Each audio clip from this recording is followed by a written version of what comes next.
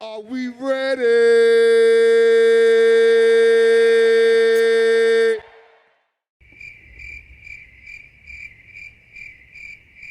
I guess not.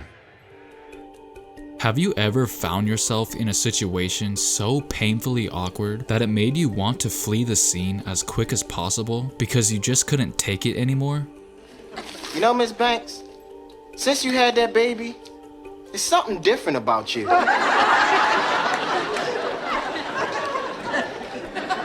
Of course you have. I guarantee we've all experienced awkward moments before in our lives, and NBA players are certainly not exempt from such occurrences, no matter how perfect their lives might seem. In this video, I tried my best to stay away from moments that happened during an actual game, because those are more so embarrassing plays. I wanted to give you guys something a little bit different. So stick around as I share with you some of the most awkward and uncomfortable NBA moments I can think of. I'm sure you remember when this happened to Fergie.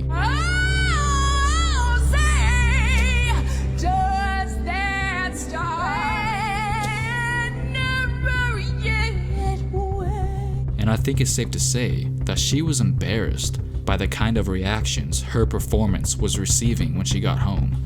Now, tell me if I'm wrong, but usually when you witness something embarrassing happen to someone, it kind of makes you feel awkward in a way as well. Just like it made the players at center court feel, you can clearly see them desperately trying to hold in their laughter, as I'm sure the people listening to Greg Oden's scene were as well. You know it's gonna be me. And night. So just tell me why. I mean, at least he tried. You gotta give him an A for effort on that. But let me tell you, I can sing way better. It's sort of my hidden talent. Let me show you. Okay, here we go. You got me lifted, shifted, higher than the ceiling. Ooh, it's the ultimate feeling. Sugar, sugar, how you get so flat. Oh, fuck. What's your profanity? Wait, let me try a different song. No matter what I do, all I think about is you. Even when I'm with my boo, girl, you know I'm crazy over you. That is the voice of an angel. Your voice is like a combination of Fergie and Jesus. Anyways, back to the video. Sometimes, when things get awkward, it can be your fault, you know, self-inflicted. Like here, when Kyrie Irving appeared on an episode of First Take. There were plenty of cringy moments. Chances are, if you don't speak to somebody about it, they might take it personally. Yeah. Do you care about that at all? No. If you're not saying that, then I'd like to know what you have to say about the idea that perfecting your craft seems to be at this moment put ahead of the pursuit of championships. I'm sorry, Max. That absolutely made no sense to me. His childish replies made everyone on set feel uncomfortable. Now, this next one, unlike the previous one, was a bit out of Jimmy Butler's control. Yet again, another First Take clip, back when Skip Bayless was on it. So at first, they were doing what they usually do when they have special guest appearances. You know, just ask them as much questions as you can. Everything was pretty chill until Skip randomly asked him a completely unexpected question. I read the other day that you had the guts to admit publicly that you actually like... You know that feeling, when your teacher calls on you, basically putting you on the spot. I can imagine that's exactly how he's feeling right there, not knowing what he's about to say. But he got backed into a corner. There's no escaping now. That you had the guts to admit publicly that you actually like Taylor Swift's music. Could you please explain yourself? Well, we won't talk basketball. We'll talk a little Taylor Swift. Yeah. Her music's very catchy. Don't judge me. As you can see, he was a little ashamed having to admit that, and probably wished they would have gave him a heads up before hitting him with a surprise question like that on live TV. When you know that you're about to run into someone from your past, the only thing you can do is hope that everything goes smooth. Like when Steph and KD ran into each other for the first time since KD signed with Brooklyn. They had no problem putting the past behind them and just hugged it out. But some encounters are not so pleasant. like in 2004, when Kobe and Shaq had no choice but to coexist with one another because they were getting paid to be there. As you can see, it was obvious the two were not looking forward to this moment, but they knew it was inevitable ever since they split a few months prior. This day was actually highly anticipated by a lot of people. While they were getting ready for the jump ball, many were curious on how things would unfold. All done. There's a greeting between O'Neal and Odom first, and here comes Kobe out into the picture, and Shaq with a little elbow, but never looked at him, looked right over the top of Kobe's head. It was very quick, but I'm sure it was extremely awkward for them. But that was nothing compared to when KD and Westbrook unintentionally crossed paths, bumping into each other at the 2017 All-Star Weekend. Russ was having a conversation with someone backstage when out of nowhere Durant comes along, and with a lengthy 7-foot body like that, Russ automatically knew who it was. And just by watching it, you can feel the tension in the air. It was almost like seeing an ex in public. All there was awkward silence, not even acknowledging one another.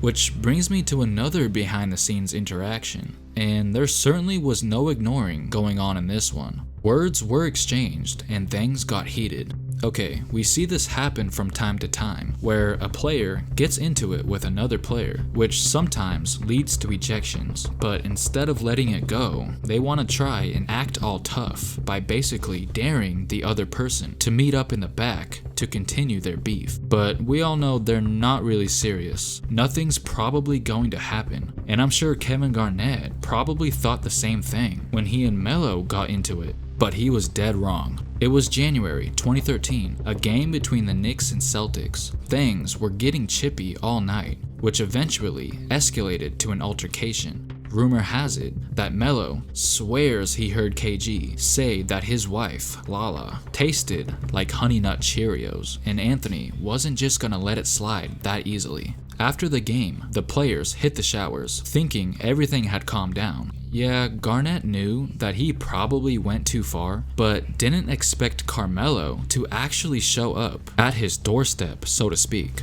Unlike most players, Melo made an effort to confront KG, showing up by the team bus, and as expected, there was a lot of yelling and shouting going on. Eventually, everything got under control and they all went their separate ways. And I don't care how tough Garnett thinks he is, that must have been a scary sight to see angry Melo waiting for him.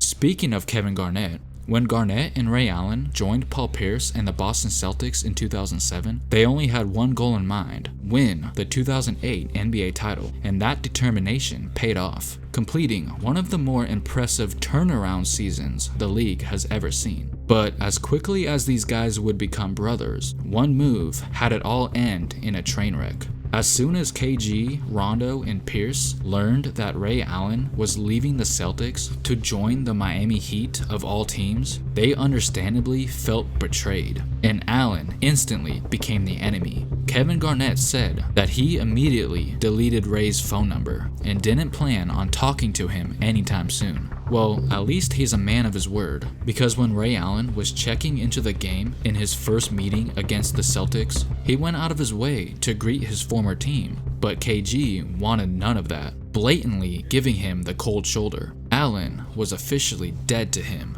Here's another example where a player wanted nothing to do with a disloyal person.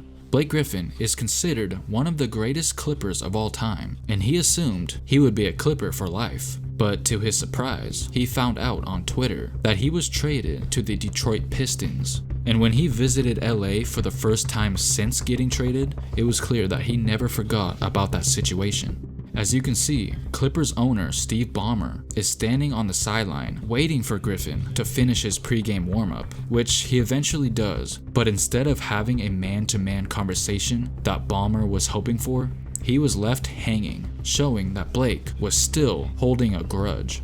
Now, perhaps the most infamous case of handshakes, or lack thereof, was at the very end of Game 4 of the 1991 Eastern Conference Finals. We all know that feeling, where you see someone in the hallway that you would rather avoid, and you just can't wait to pass by them, trying to dodge any sort of conversation. Well, that's exactly what happened between the Detroit Pistons and the Chicago Bulls. Remember, these two ball clubs already hated each other before this series took place, but something was said in the midst of the series that the Pistons didn't take kindly to. Michael Jordan came out and said that the Bad Boys Pistons were bad for the game, which upset Isaiah and the entire squad. So when Chicago finally beat Detroit, sweeping them in 4 games, that was a tough pill to swallow for them. And they had too much pride to stop and congratulate them. So the entire Pistons roster came up with a plan to head back to the locker room before time expired. No handshaking, just nothing at all. They wanted to get out of there as soon as possible. And it was said that MJ thought it was extremely disrespectful for them to do that, but at the same time wasn't surprised at all. And this will always be known as one of the most unsportsmanlike moments of all time.